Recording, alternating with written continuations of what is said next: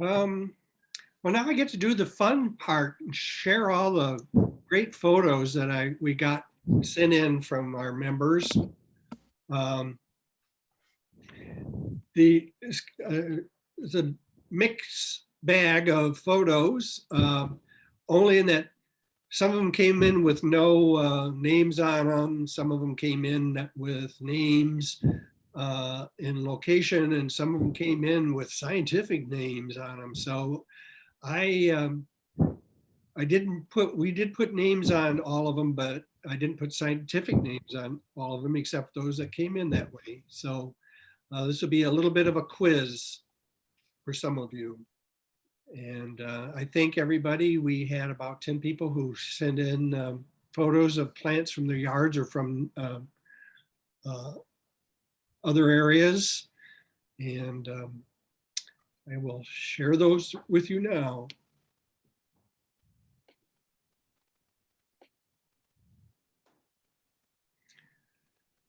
So take a minute.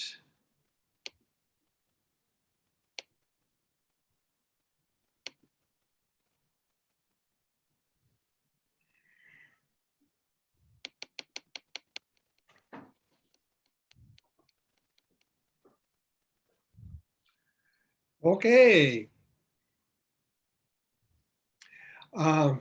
First, Hori Cocoon. This is one of my favorite plants, and I just learned something interesting about Hori Cocoon's program I watched recently. Right after the Civil War, both John Muir and Henry David Thoreau traveled through northern Illinois on their way to the Mississippi River and took the train, Chicago Northwestern train from Chicago to Freeport. So they traveled right through our area, and both of them stopped at a high prairie between Pecatonica and Freeport. And if you've ever been on the what we call the Pecatonica Prairie Path, there's still some high prairie there, and both of them commented about the profusion of hoary cocoons that were found on those prairies. This was like in the 1860s. So this is Lithospermum, and it's one of the conservative prairie plants. Bottle gentian, easier to grow than the purple gentian, but still kind of hard to grow. And smooth blue aster, one of my favorite. We got lots of photographs of flowers with bees and other insects on them. Bloodroot with a bee. Blue-eyed grass. Blue-eyed grass is actually in the Amaryllis family. If you didn't know that, now you know. A beautiful stand of maidenhair fern, one of the most beautiful ferns we have, and pretty easy to grow in a shaded, protected area in your yard. New England aster, one of my favorite in the fall.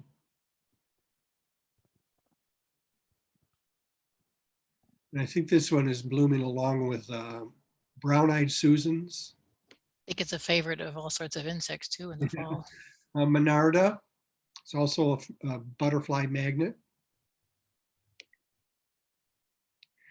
And this pretty little patch of prairie trillium and Jacob's ladder. Lisa, are these all in your yard? Yes, these are all from my yard. That's what I thought.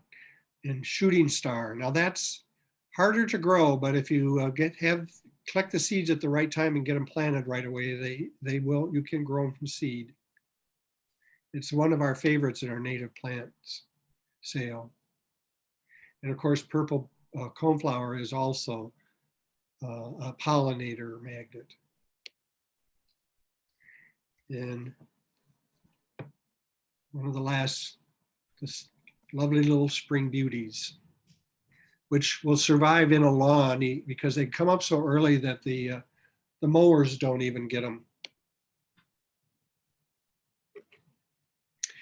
And wild petunia, uh, it's a wonderful ground cover. It has fragrant flowers and grows low to the ground. I think it's something people should use more of. Pale-headed coneflowers in someone's backyard. And I threw in here some photos of some of the shrubs and wildflowers that we've planted out at Indian Hill Manor where I work. Just to remind you that, you know, there's some really beautiful native shrubs, flowering shrubs, arrowwood, which is a viburnum, and it has lovely flowers, and in the fall it has beautiful fruit that the birds love. Nine bark, which is a close relative to bridal wreath. The flowers look like a larger version of bridal wreath flowers, but it produces these berries in the late summer, which again is a great wildlife food. And a couple of years ago, we had a lot of wild geraniums left over from our native plant sale, and I bought them and planted them out at Indian Hill Manor in our little wildflower garden there, and they've really thrived there, along with Jacob's ladder, and also we had a bunch of bishop's cap and wild columbine that I planted, and those have done very well in this shady area. Some of the other native shrubs at Indian Hill Manor is the northern bush honeysuckle. This is a lovely sprawling native honeysuckle. It's more common north of us, but it does thrive in our area and has very fragrant honeysuckle type flowers. And I think a shrub that's really underrated is black chokeberry, Aronia melanocarpa.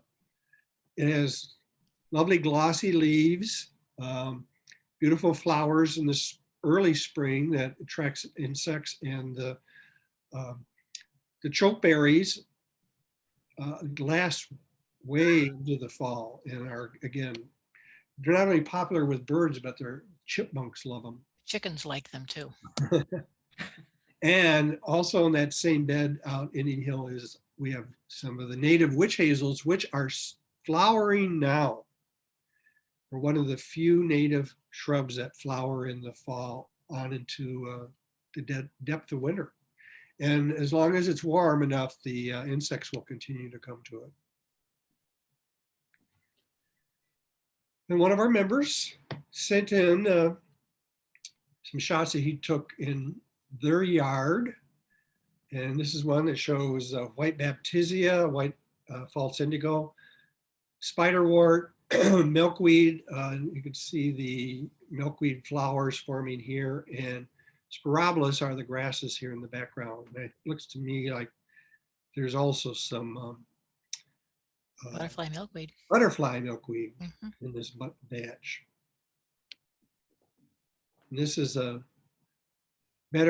another angle showing the butterfly milkweed, the spiderwort, and the baptisia Nice picture. in their house in the background. And Silene, Regina, is one of my favorite fire pink. And I've grown it here, but it does not take any competition and it fades out. But here it's just doing very well along with pale-headed coneflower, the Retibita pinnata. And it grows in here with,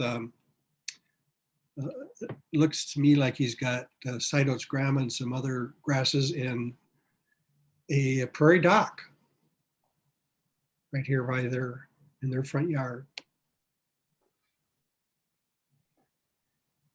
And then a bunch of insect photos. This bee is really lopping up the pollen on the sneezeweed. Here's a lovely grouping of a bishop's cap and bellwort. Here's the bellwort in the back. Looks like some Jacob's ladder, and I'm not sure what the red flower is. Bloodroot. These are all in one of our members' yards. Buckeye butterfly. These Mhm. shows how important our fall asters are for the butterflies, especially the migrating monarchs. Another bumblebee, this one on Virginia waterleaf. And this one on obedient plant flowers. And a lovely little vignette of celandine poppy and woodland phlox and some iris in the background growing right along a driveway. And clear-winged hummingbird moth attracted to pollen, not pollen, the nectar in the corollas of Monarda growing next to Queen Anne's lace. And this is a view of the backyard filled with native shrubs, trees, and wildflowers. Wow. And one last photo from that yard of rough blazing star, which is also a butterfly magnet. Some more wildflowers, Dutchman's breeches. This pretty little green, emerald green bee on an aster, looks like a New England aster. I don't know what kind of bee it is, but it's really pretty. And a bumblebee on smooth blue aster. This one has harder to see the bumblebee. And this is one of my favorite. A good old American toad swimming in a little pool water nestled amongst wild ginger leaves. The wild ginger makes a good ground cover. The leaves, the flower isn't spectacular, but the wild ginger leaves make a really good ground cover in a shade garden. One of our members who lives out at Wesley Willows sent in these wildflowers that they planted around their condo in Wesley Willows. Large A flower happy trillium. group of Trillium. Holy cow. I know they're really healthy. Gee whiz. It's beautiful. Some dwarf iris. That dwarf iris, cristata, I think Iris cristata is a native wildflower. And hepatica. They got hepatica growing there too. And this little, I'm not sure, I don't think this is still at Wesley Willows. I think these are somewhere else. The leaves of mayflowers in Virginia waterleaf. If you don't know, Virginia waterleaf gets its name because it looks like water spots on the leaves. And several years ago, community groups over on the west side of Rockford planted native wildflowers at the Mercy Hospital Community Gardens. And those gardens have all been dug up and moved, I think, over to West Middle School. middle school, West Middle. So a couple photos show those community garden wildflower beds before they got moved. And I like this close-up of a bee on a prairie rose flower. And this picture just shows a whole bunch of different wildflowers in one small patch. Canada anemone, spiderwort, jack-in-the-pulpit, wild geraniums, some common milkweed. If you can find all these things in here, you're better than me. Culver's root and northern sea oats. And this one is so small they had to actually circle the bee, which is, I'm not sure what he's doing on this sea pod, but Taking a break. take a break. Some more early spring wildflowers, twin leaf, which looks a lot like bloodroot, but it's a whole different genus and species. And then we got a bunch of photographs of bugs and shrubs. This is the hazelnut husks of the American hazelnut. And I never had any squirrels or chipmunks in my yard until I started planting hazel. Now I have lots of them. Yep. And That's why I never got finally- any nuts off my bushes because the squirrels always got them first. Yes. So watch out for those squirrels. The berries of fragrant sumac or aromatic sumac. This is a very popular ornamental plant. There's cultivars that are planted all over the parking lots and things because they're very hardy and low growing, but the fruit I think is quite Jerry, good.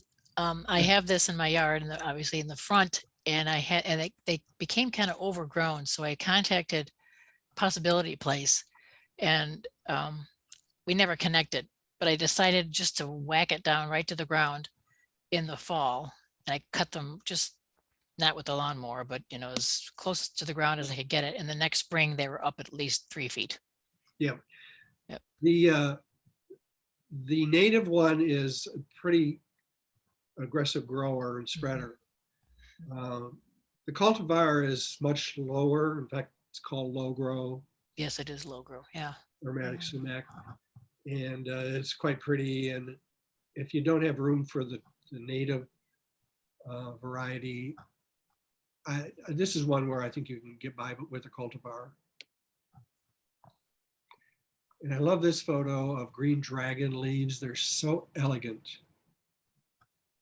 Yeah, that is a 2 foot tall green dragon. It's huge. And then just a mixed woodland. This again, I think is all Janet's yard. Yes. Yep. I think those are geraniums and columbines and maidenhair fern and a few other things. And it drives me crazy, but the botanists keep changing the Oh, yeah. genus names of these plants that used to just be a good old New England aster. Now it's, I can't even pronounce it, Symphotoricum. Symphyiotrichum. Symphyiotrichum. The reason I like the picture, which you can't see it, but it was at the end of the season. So the swallowtail, it was totally battered, and it had, the swallowtails were actually clipped off, but it was just neat to see that even though they were at the end of their life, they're still going to the flowers to get nectar and pollen. Another one of my favorite plants is the prairie milkweed, the Sullivan's milkweed. It's very conservative, and I think it has some of the prettiest flowers and the most fragrant of the milkweed flowers. So if you get a chance to grow that, I recommend it. It's not going to take over your yard. Yellow coneflower and rattlesnake master growing nicely together, and shooting stars. A few years ago, we had a program about how to propagate shooting stars from cuttings, and that was fascinating. And those of you who haven't looked closely at the flowering of Sidot's grama or any other grass, take a look Beautiful. next May and June and see how beautiful they are. Sidot's grama especially has these bright red anthers. And sneezeweed, if you wonder why it gets its name, it's got produces lots of pollen, and the bumblebees and other insects love it. We threw in a sugar maple. Remind you that those are native trees. Plant them here along with red oaks, which we had several red oaks and a lot of, I think we had 26 oaks planted from our tree and shrub sale this year. And Eastern Wahoo is a lovely plant. It's related to the burning bush, euonymus. This has really interesting fruit, and here growing along with spice bush, which is not as common in our area. It's not as easy to grow as the wahoo. Both of them like shade, along with doll's eyes, actinia. And this last of these groups, the little blue stem and the prairie dropseed growing together, they're both conservative clump forming plants. So they're better than like big blue stem or Indian grass to grow in a yard. Along with Culver's root and brown-eyed Susans, they will spread quite a bit by seed, but they are so pretty. And I threw this in because a couple of years ago, we had purple raspberry bushes for our spring wildflower sale, and nobody bought them. I don't know if you remember that, Jane. So I bought them and I stuck them in a little corner in my yard, and this year they just bloomed like crazy, and they're really beautiful. And then the drought hit, and I hope that they come back because they all died back in the drought. So this is one that I think is worth considering planting in the future. Also, there was an orphan plant. We ended up with a couple of extra plants that got put on our truck when we picked up the trees and shrubs, and one was a wild plum. And there used to be a beautiful fence row of wild plums that bloomed in the spring just down the road from here, and the farmer went in and ripped them all out, and I vowed I was going to make my own little hedgerow, and I started one a couple years ago. So I adopted this one and we planted it, and we'll see in the future I can share flowers from it. And also inspired by my research into Osage oranges, this year I was able to grow 2 seedlings from seeds from Osage orange or hedge apples that I collected, and I have those in my yard now, and I will be nurturing them, and hopefully because they are dioecious, I will have one of each, a male and a female, so I can get hedge apples if they grow fast enough. But this is just 1 year's growth of that seedling, so they grow pretty fast. Testament to planting seeds. Yeah. Mm. And finally, I'll leave you with 2 messages. One, remember to leave the leaves for the butterflies and the other insects that overwinter as cocoons or burrow in the ground under the leaves. And the reason I put that one in there, Jerry, is because that message, leave the leaves, which is not unique to me, it belongs to somebody else, but I take the leaves and I, just for my grassy areas, I'll just rake them into the woodland area.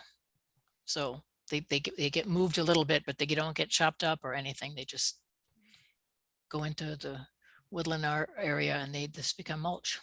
Yeah. Well, I never rake leaves, so. I kind of like raking leaves. I live out in the country, so I just let the wind Yeah. And last, I want to just thank everyone who did contribute photos. Here's the list of the people. And it's fun since we haven't been doing yard tours and field trips the last 2 years to be able to see what's growing in people's yards. And finally, I want to put in a plug for donations to the work to save the Belleville Prairie out at the Greater Rockford Airport. As we speak, the people that are trying to stop the airport from bulldozing this 8,000-year-old prairie are meeting with the airport board. The Natural Land Institute did file a lawsuit to challenge the environmental assessment that was done for the prairie because they missed a number of things in the assessment, and we They really want them to go back and redo it, but they really want them to redesign the airport. In the meantime, they have a temporary hold on any construction. Only it's only a promise from the airport, and frankly, we don't trust them until they said they would hold off till next March. But if they get their new reviews done before then, they could very well go ahead and put the road in. That's the first beginning. If you aren't already on Facebook or Friends of the Save the Belleville Prairie group, there's the website that you can go to, and they have started through the Friends of the Elena Nature Preserves a GoFundMe campaign to pay for the legal costs. And Mark Luthen, who's on the NLI board, can attest to the fact that it's very expensive to do legal challenges to this kind of thing. So urge any of you that can to go to the GoFundMe page